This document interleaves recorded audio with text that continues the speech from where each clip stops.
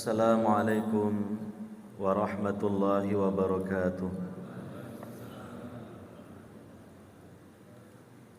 Innal hamdalillah nahmaduhu wa nasta'inuhu wa nastaghfiruh wa na'udzu billahi min shururi anfusina wa sayyiati a'malina. Man yahdillah fala mudhillalah wa man yudlil fala hadiyalah. Ashhadu an la ilaha illallah wahdahu la syarikalah wa ashhadu anna Muhammadan abduhu wa rasuluh sallallahu alaihi wa ala alihi wa sahbihi ajma'in wa man tabi'ahum bi ihsanin ila yaumiddin. Amma ba'd. Hadirin wal hadirat, para bapak, para ibu, saudara-saudari sekalian yang semoga senantiasa mendapatkan rahmat dan taufik dari Allah Subhanahu wa taala. Alhamdulillah, pada kesempatan malam hari ini atau di awal malam hari ini kita dimudahkan oleh Allah Subhanahu wa taala berupa hati kita digerakkan dan kaki kita digerakkan untuk melangkah ke majlis yang mulia ini, ke salah satu dari rumah-rumah Allah di muka bumi ini. Ini patut kita renungi bahwasanya Allah Subhanahu wa taala masih menyayangi kita, bahwasanya Allah masih memberikan taufik kepada kita. Buktinya kita masih ada kemauan untuk senantiasa melaksanakan ibadah kepada Allah Subhanahu wa taala. Oleh karenanya patut kita syukuri hal ini, karena tidak semua hamba-hamba Allah mendapatkan hal ini. Dan juga hal ini bukan hal yang sepele, tetapi hal yang agung, yang tidaklah mengetahui keagungannya kecuali orang-orang yang memiliki iman dan ilmu. Kenapa demikian? Karena dalam hidup kita di dunia ini tidak ada anugerah Allah yang paling agung dan utama selain daripada hidayahnya.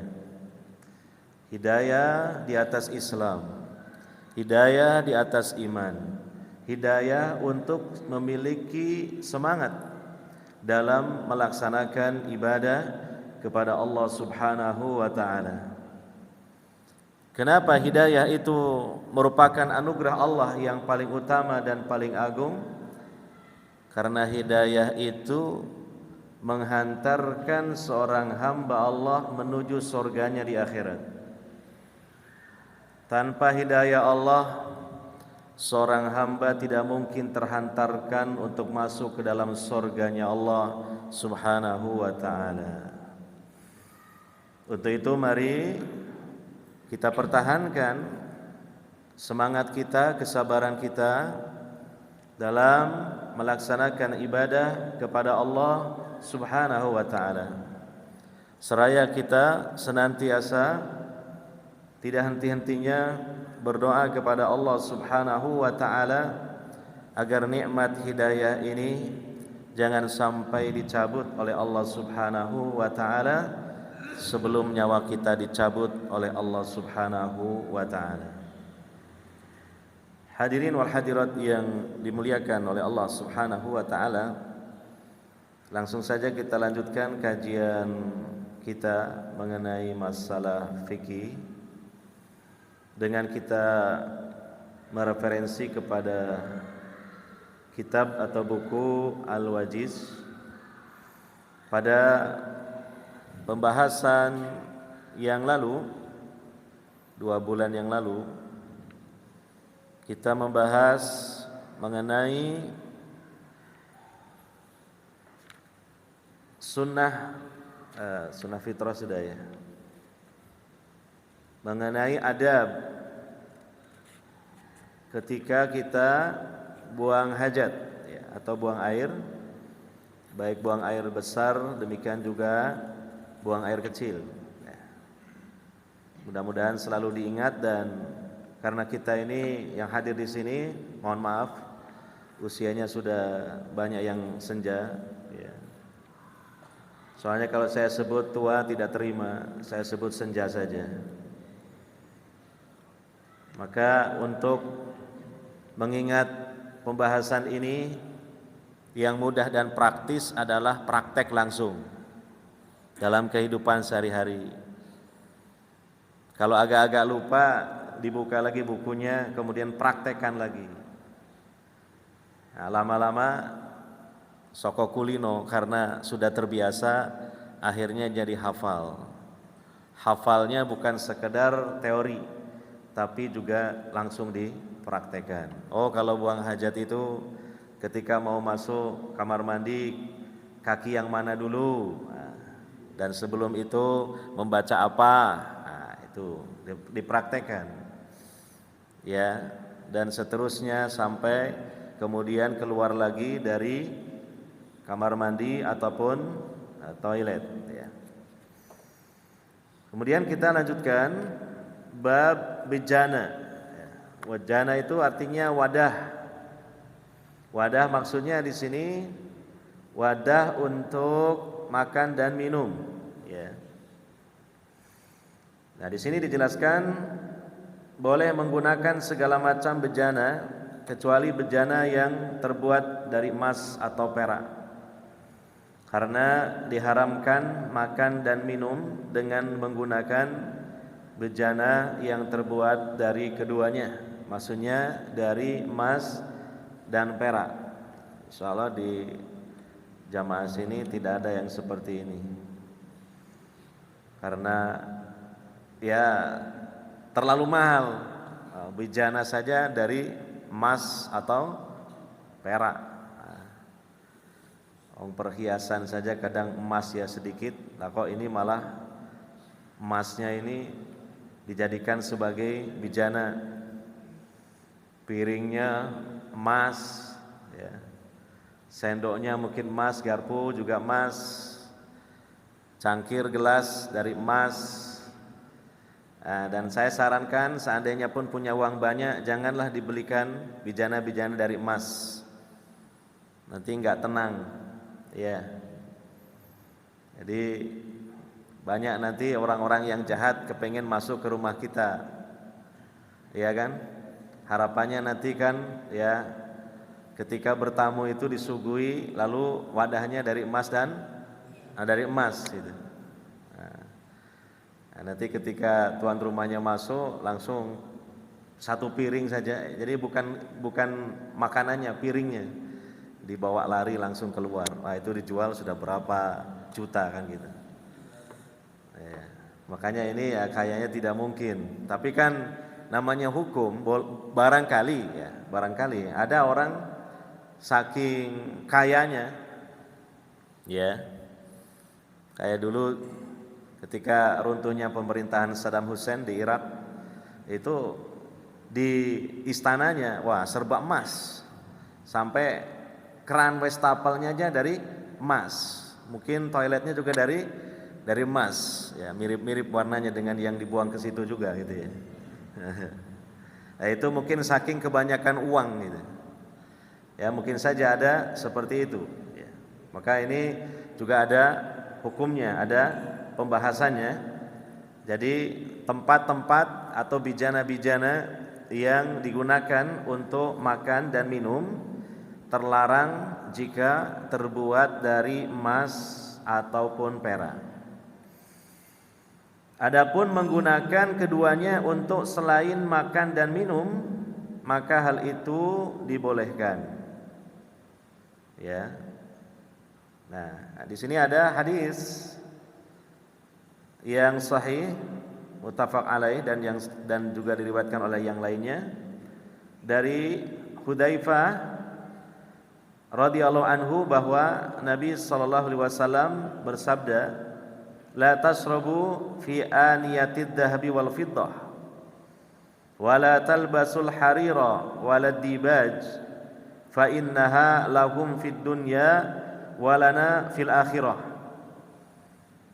Dari sahabat Hudzaifah ibnul Yaman, semoga Allah meridai beliau, bahwa Nabi SAW bersabda, janganlah kamu sekali-kali minum dengan bejana emas atau perak, dan jangan pula kamu memakai sutra tipis, ini ada sedikit kurang terjemahannya, maupun juga dibaj, itu sutra tebal, karena sesungguhnya hal tersebut untuk mereka di dunia saja. Ya, monggo jangan ragu-ragu minum ya, itu gelasnya bukan dari emas ya. Untuk mereka di dunia, maksudnya mereka adalah orang-orang kafir, orang-orang yang tidak beragama Islam. Dan bagi kita di akhirat kelak. Ya, ini juga tersirat dari kalimat bagi kita di akhirat. Ini berita gembira kalau kita ini menjadi orang-orang yang beragama Islam, bahkan beriman. Makanya harus sabar. Ya, kata Nabi SAW di hadis yang lain, ya, bahwa dunia ini adalah, kata Nabi SAW, sijnul mu'min wa jannatul kafir. Dunia ini adalah penjara bagi orang mukmin dan surganya orang kafir. Ini harus kita ingat-ingat nih sabda Nabi SAW ini. Maksudnya penjara itu, kita ini orang beriman di dunia terpenjara dengan syariat Islam. Ya, tidak kita ini hidup semau-mau kita. Ada aturan syariat yang mengikat kita, yang mengatur kita. Dohirnya itu bagaikan penjara buat kita, tetapi sebenarnya hakikatnya tidak seperti penjara. Kalau penjara itu kan kita berada di dalamnya, kita tersiksa karena penjara itu tempat hukuman. Tapi kita terikat dengan syariat itu, sebenarnya kita terikat dengan sentuhan rahmat Allah, karena syariat ini hakikatnya rahmat Allah. Ya, maka dalam satu kaidah fikih disebutkan ad-dinu mabniun 'alal masalih fi jalbiha wa daf'i lil qaba'i. Agama Islam ini dibangun di atas maslahat-maslahat. Maslahat jiwa, raga, dunia, akhirat, individu, keluarga, masyarakat, bernegara. Maslahat. Ya. Fi jalbiha, di dalam mendapatkannya, dan juga di dalam menolak bahaya-bahaya dan mudarat-mudarat. Maka hakikatnya, dan ini mungkin pernah saya sampaikan, bahwa kita terikat dengan syariat itu sebenarnya kita sedang mendapatkan curahan rahmat Allah Subhanahu wa ta'ala. Karena tidaklah sesuatu itu diperintahkan oleh Allah Subhanahu wa ta'ala untuk kita, melainkan pada sesuatu itu ada kebaikan, ada maslahat, ada manfaat, ya, baik di dunia maupun di akhirat. Contoh solat, ya, diperintahkan oleh Allah Subhanahu wa ta'ala. Maka kalau kita melaksanakan solat itu dengan benar, secara batinnya kita ikhlas, bahkan dalam melaksanakannya diupayakan khusyuk, dan secara zahirnya juga kita mengikuti petunjuk Nabi Muhammad sallallahu alaihi wasallam, maka solat ini membawa kebaikan. Kalau pahala, jelas pahala. Lebih daripada itu, jiwa kita menjadi tenang, ya, jiwa kita menjadi damai, ya, dengan solat. Apalagi waktunya, sholat 5 waktu ini sudah Allah pilihkan waktu-waktu yang tepat. Makanya Allah mengatakan dalam Al-Quran, Inna sholata kanat alal mu'minina kitaban mawquta. Sesungguhnya salat itu diwajibkan atas orang yang beriman pada waktu-waktu yang telah ditentukan. Itu waktunya begitu pas. Waktu subuh. Nah, bagaimana manfaatnya kalau kita bangun tidur sangat pagi sekali. Ya, mungkin bersamaan dengan mulai ada ayam berkokok sebelum matahari terbit dari ufuk timur. Manfaatnya besar dan juga menyiapkan jiwa, mental, raga untuk menghadapi aktivitas di hari itu. Itu sisi yang lain, belum lagi yang lain-lainnya banyak. Di waktu duhur, di saat mungkin kita sudah penat, sudah lelah, sudah jenuh dengan aktivitas kita, maka jiwa raga kita dibikin fresh dengan wudu dan sholat menghadap Allah. Waktu asar juga demikian, di akhir dari aktivitas kita, ya di sore hari supaya kita ingat kepada Allah. Ya, maka kita menghadap Allah dengan sholat asar. Waktu maghrib, ya awal malam kita berzikir ingat kepada Allah, karena di waktu malam ini banyak bahaya, terutama dari kalangan bangsa jin. Min syarri ghasikin idza waqab, ya, dari kejahatan malam ketika gelap gulita. Dan kemudian waktu isya, maghrib ke isya waktunya dekat sekali. Kenapa?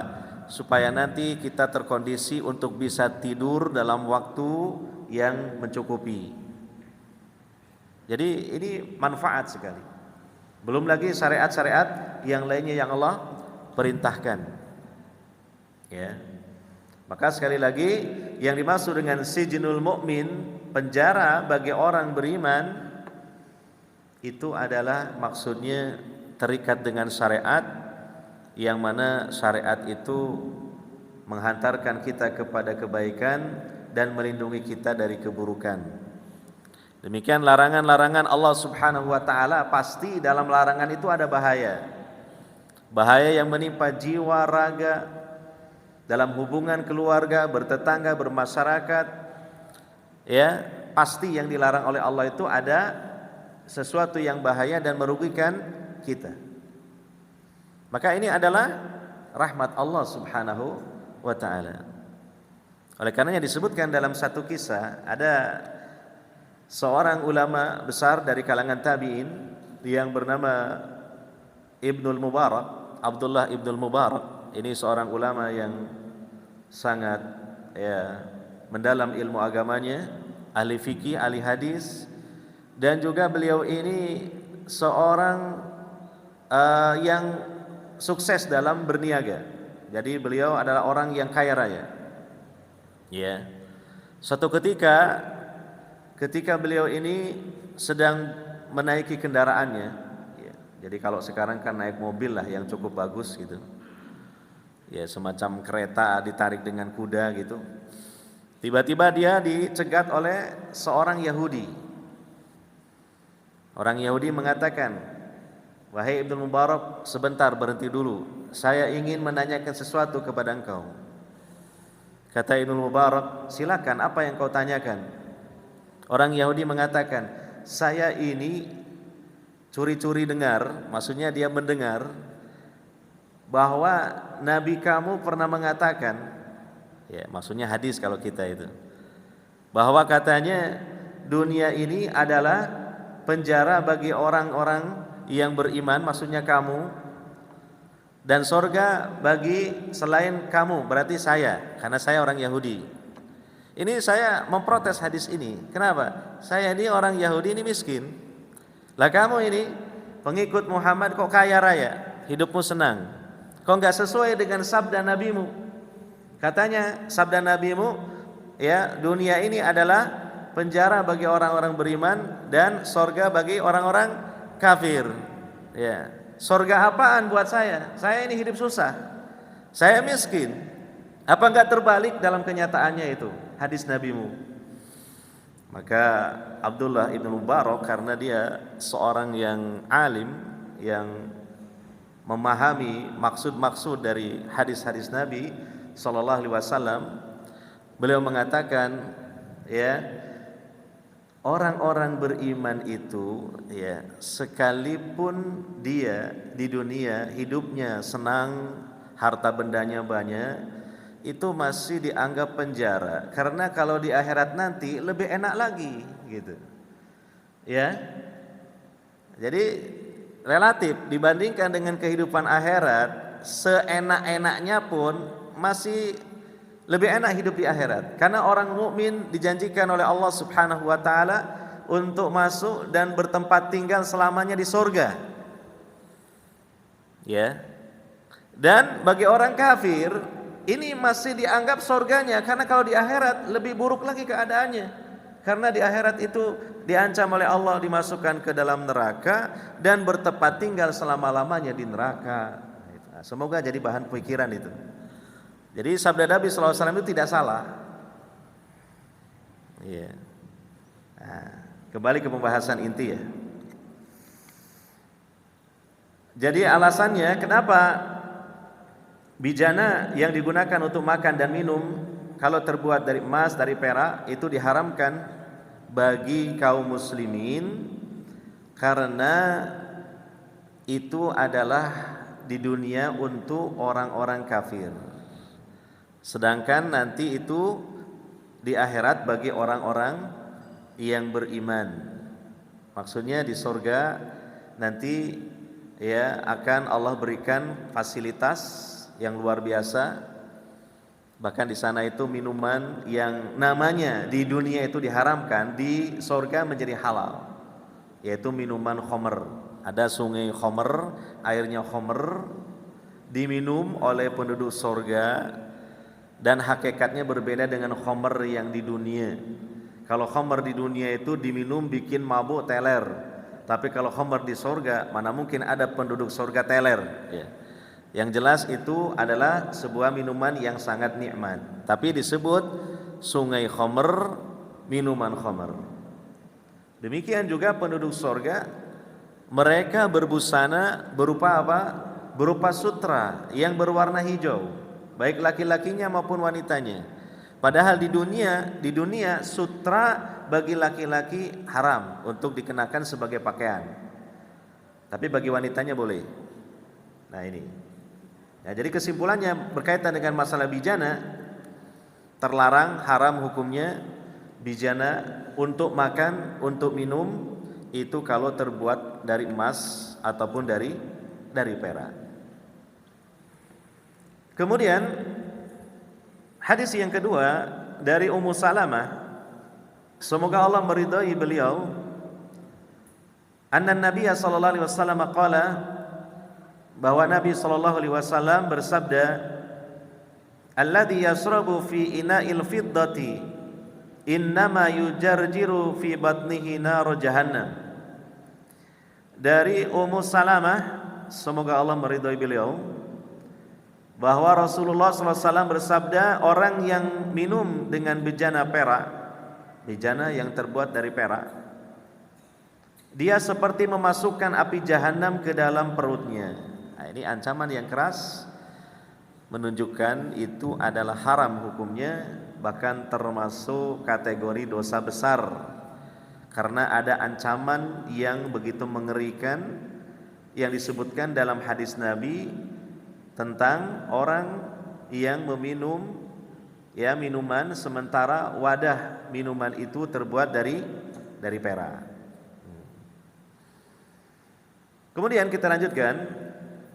Sedangkan Imam Muslim dalam riwayatnya yang lain, mereka meredaksional sabda Nabi SAW sebagai berikut, innal ladzi ya'kulu aw yasrabu fi aniyatil fiddah wad dhahab, ila akhir hadis, maksudnya sampai akhir hadis. Sesungguhnya orang yang makan atau minum dengan bejana perak atau emas,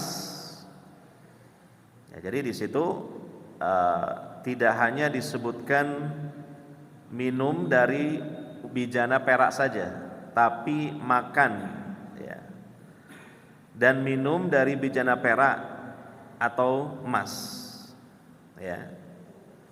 Imam Muslim menegaskan tidak didapati dalam hadis seorang di antara mereka yang menyebutkan tentang makan dan emas, kecuali hadis yang diriwayatkan oleh Ibnu Musir. Dan hadis ini ya masih diperbincangkan oleh para ulama. Yang ada dalam hadis itu yang tadi kita bacakan, riwayat Imam Muslim dari Ummu Salamah, Nabi menyampaikan ancaman yang keras bagi orang yang minum wadahnya dari perak. Tidak menyebut makan, tidak menyebut emas. Nah, tetapi kesimpulannya, ini kalau dalam istilah para ulama namanya qiyas aulawiyah. Artinya begini, kalaulah minum saja dilarang, apalagi makan, karena makan lebih berat daripada minum. Yang kedua, kalaulah perak dilarang, apalagi emas. Sehingga kesimpulannya, makan atau minum menggunakan bijana dari emas ataupun perak hukumnya sama, haram, dilarang. Nah, begitu cara memahaminya. Iya. Nah, perlu saya sedikit memperluas pembahasan tentang masalah bijana yang terbuat dari emas dan perak, ya. Barangkali suatu saat ditakdirkan kepengin beli dan memiliki gitu ya. Maka kita harus tahu panduan Islam atau syariat Islam mengenai hal itu.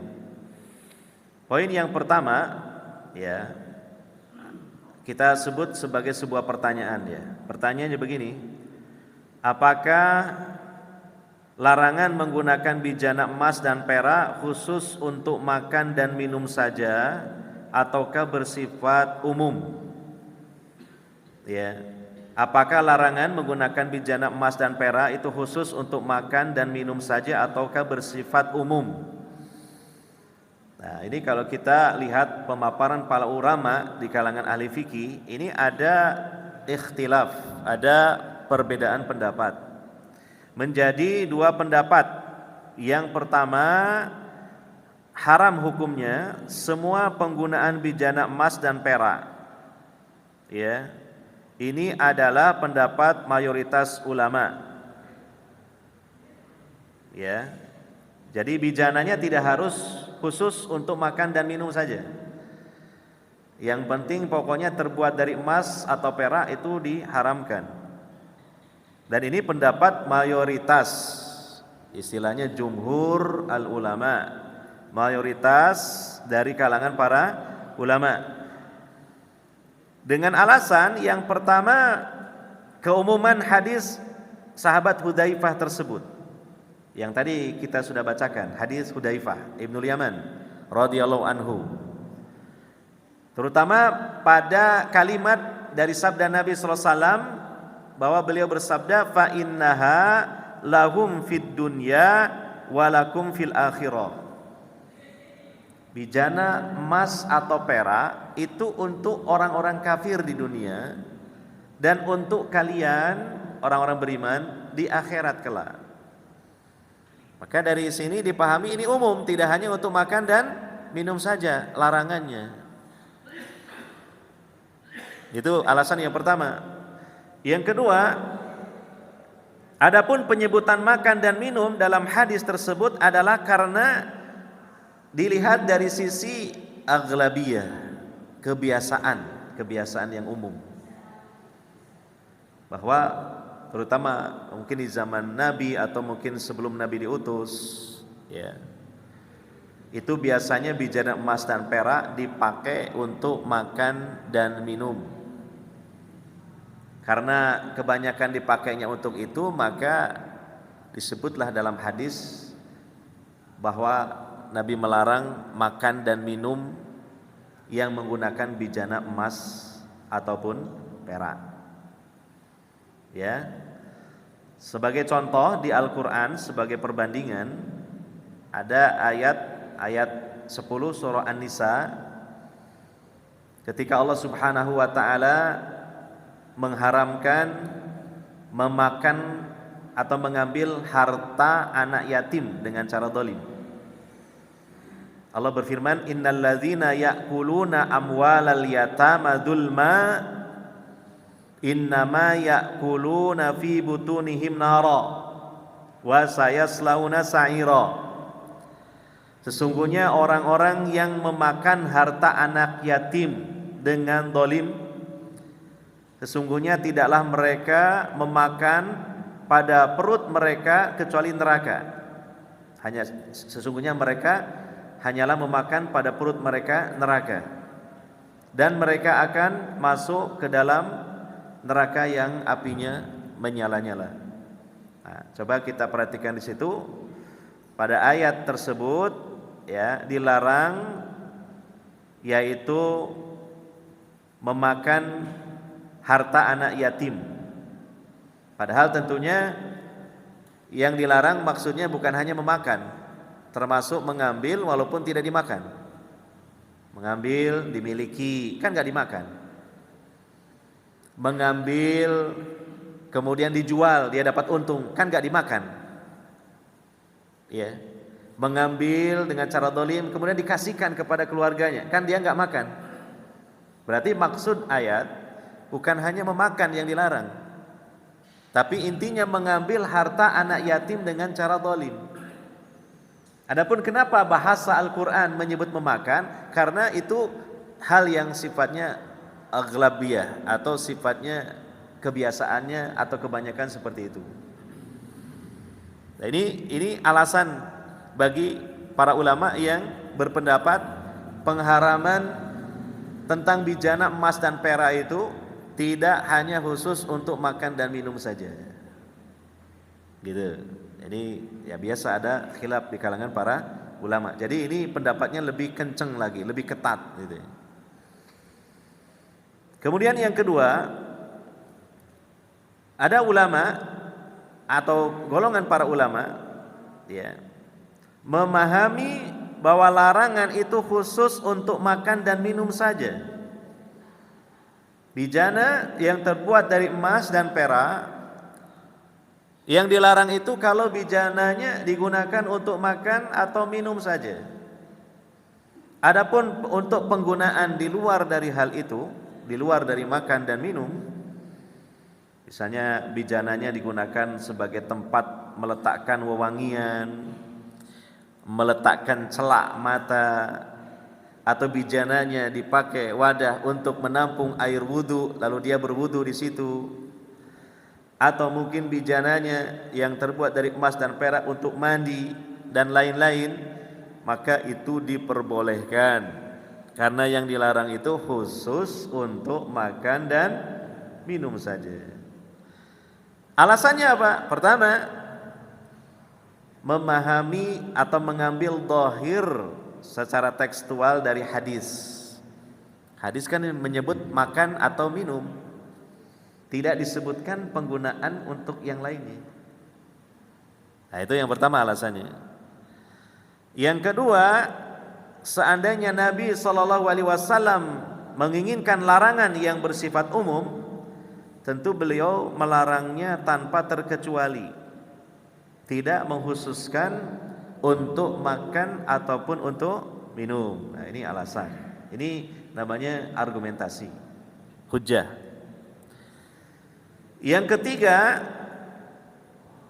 dalam hadis sahih yang diriwayatkan oleh Imam Al-Bukhari disebutkan bahwa Ummu Salamah, ya, salah satu dari istri-istri Nabi SAW, memiliki bijana yang terbuat dari perak yang digunakan untuk sebagai wadah beberapa helai rambut Nabi SAW. Ummu Salamah itu punya wadah terbuat dari perak, lalu di dalamnya diletakkanlah beberapa helai rambut Nabi SAW. Bahkan sampai Nabi SAW wafat, rambut itu masih disimpannya dengan baik-baik oleh Ummu Salamah. Dan itu terkadang diminta oleh sebagian sahabat atau tabi'in untuk dijadikan sesuatu yang sifatnya bertabarruk. Nah, itu boleh.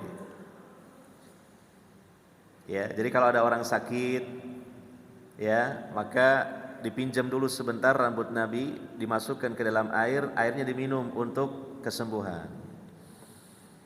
Harapan kesembuhannya kepada Allah. Itu tadi hanya sebagai sebab, namanya tabarruk. Dan menurut penjelasan para ulama yang lebih kuat, masalah tabaruk itu khusus apa-apa yang berkaitan dengan Nabi sallallahu alaihi wasallam, yang berkaitan dengan tubuh jasad Nabi sallallahu alaihi wasallam. Karena dalam hadis Bukhari ketika Nabi masih hidup, beliau berwudu, sisa wudunya direbut oleh para sahabat.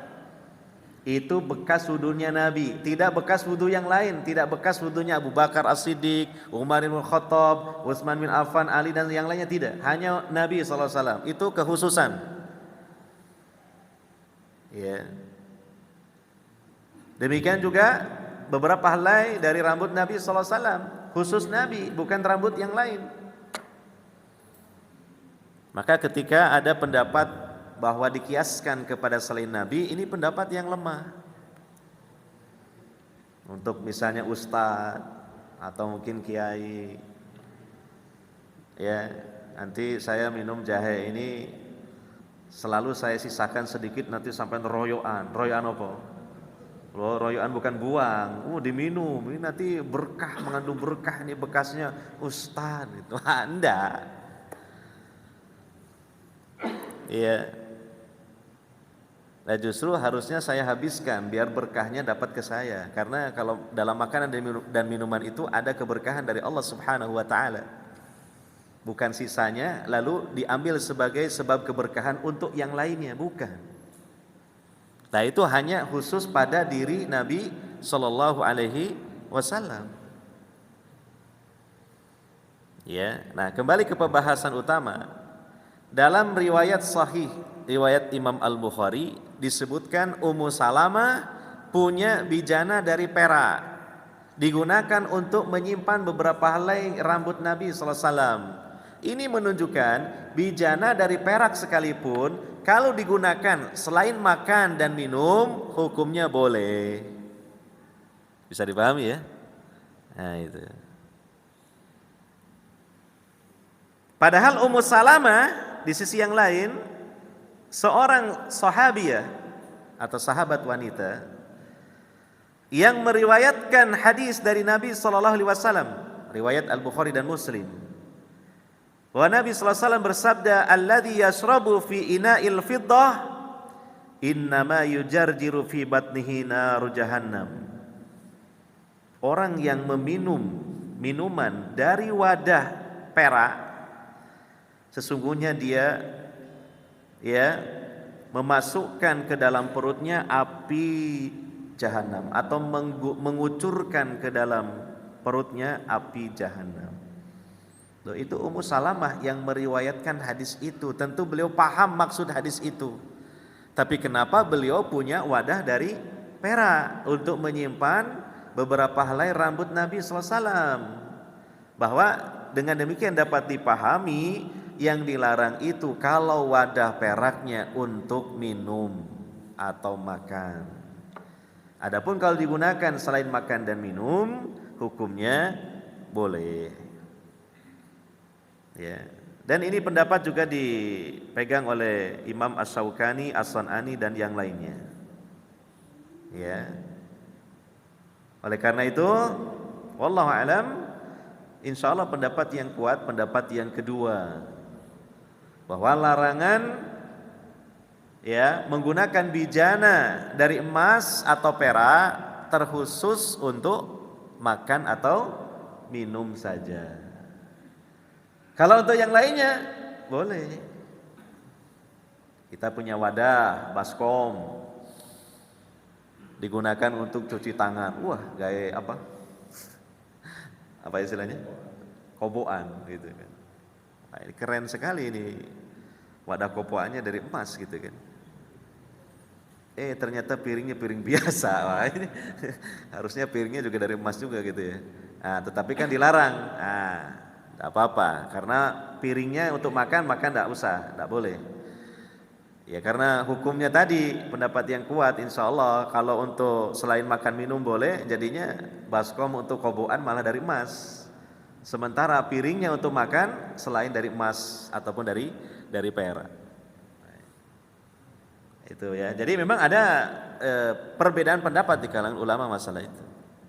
Sudah kita sampaikan kurang lebih argumentasi mereka masing-masing.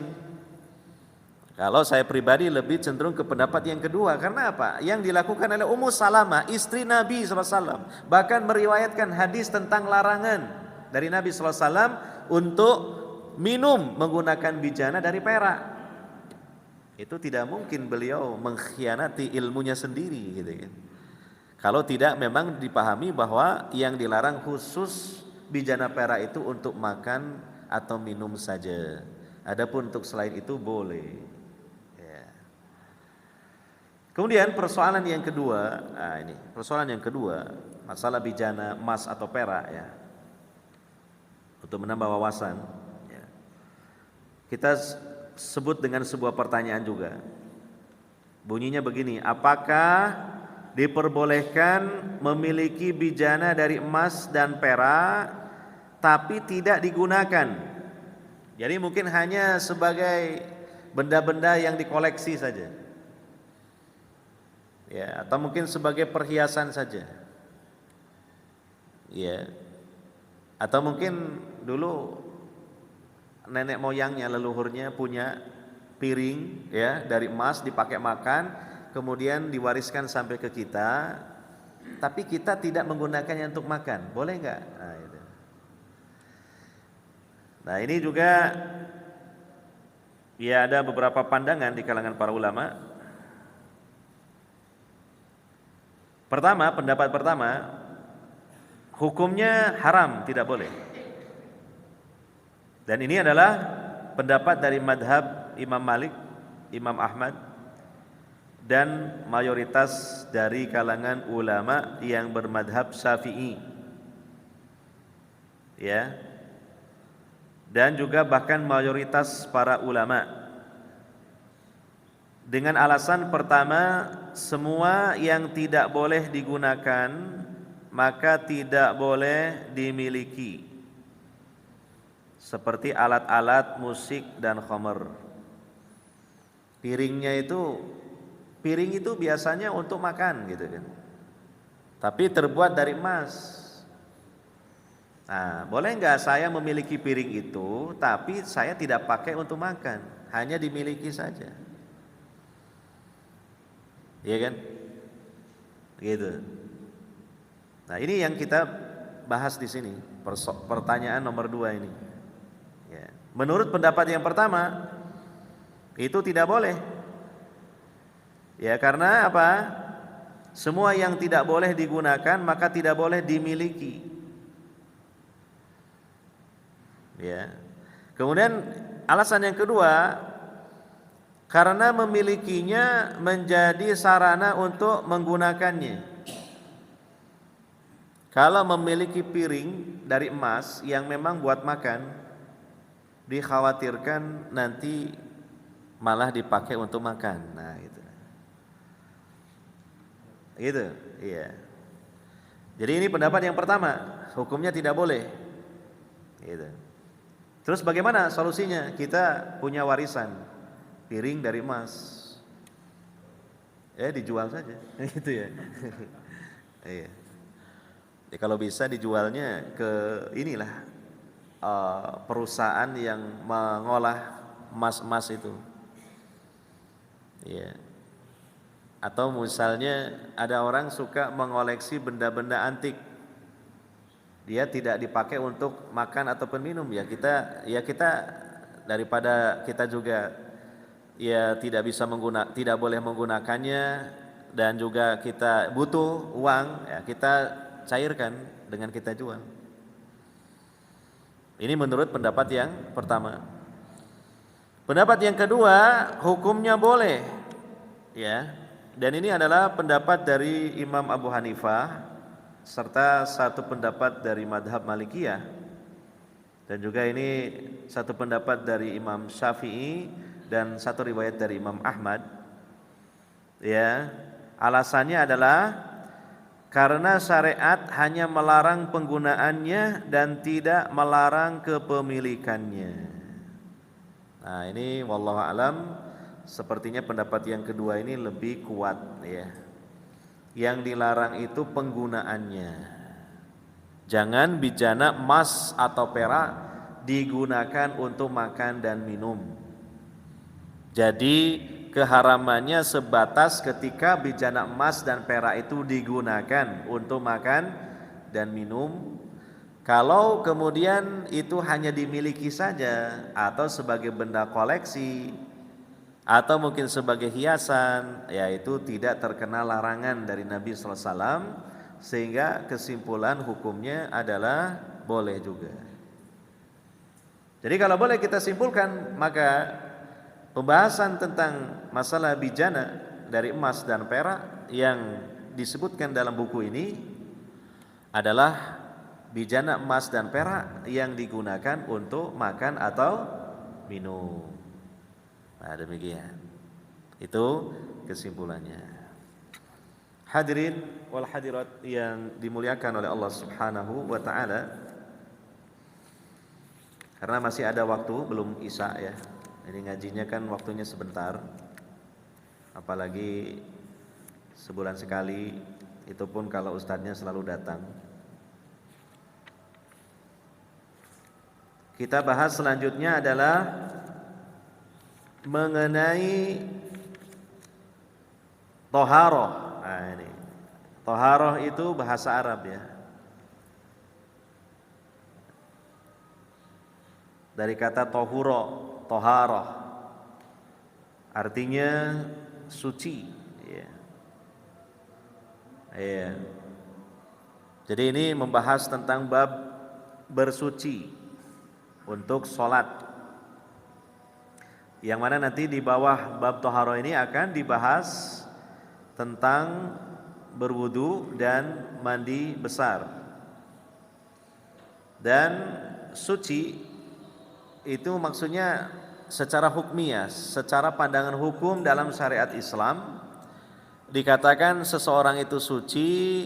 Di sini maksudnya adalah suci dari najis dan juga dari hadas.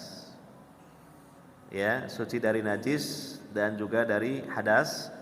Tetapi yang akan kita bahas nanti itu terkhusus suci dari hadas, baik hadas besar maupun hadas kecil.